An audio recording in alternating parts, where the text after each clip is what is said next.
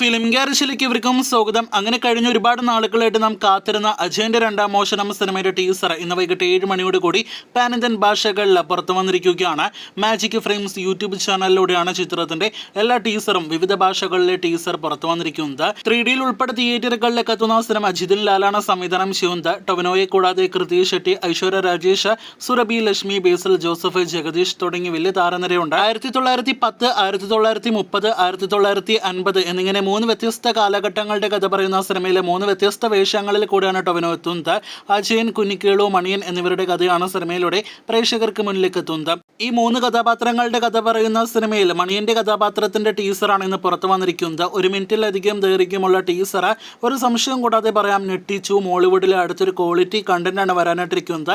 ഒപ്പം തിയേറ്ററുകളിൽ ഇപ്പോൾ തരംഗമായി ഓടിക്കൊണ്ടിരിക്കുന്ന 2018 പോലെ കൂടുതൽ പ്രേക്ഷകർ തിയേറ്ററുകളിലേക്ക് എത്തിക്കാനായിട്ട് സാധിക്കുന്ന സിനിമ തന്നെയായിരിക്കും അജയന്റെ രണ്ടാം മോഷണം എന്ന സിനിമയുടെ ടീസർ ഉറപ്പ് നൽകുന്നുണ്ട്. ടീസറിന്റെ തുടക്കത്തിലെ ചില രംഗങ്ങൾ കണ്ടപ്പോൾ കഴിഞ്ഞ വർഷം തിയേറ്ററുകളിലേക്ക് എത്തിയ ഒരു കുമാരി ടച്ച് നമുക്ക് ഫീൽ ചെയ്തിരുന്നു. സുരഭി ലക്ഷ്മി കൂടി കണ്ടതോടുകൂടി അത് മുഴുവനായിട്ടും ഫീൽ ചെയ്യുന്ന ഒരു കാഴ്ചയാണ് നാം കണ്ടത്.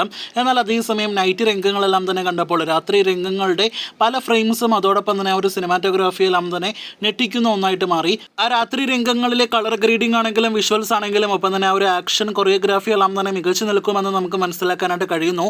വളരെ കുറച്ച് സെക്കൻഡുകൾ മാത്രമുള്ള ഒരു ടീസറാണ് പുറത്തു വന്നിരിക്കുന്നത്.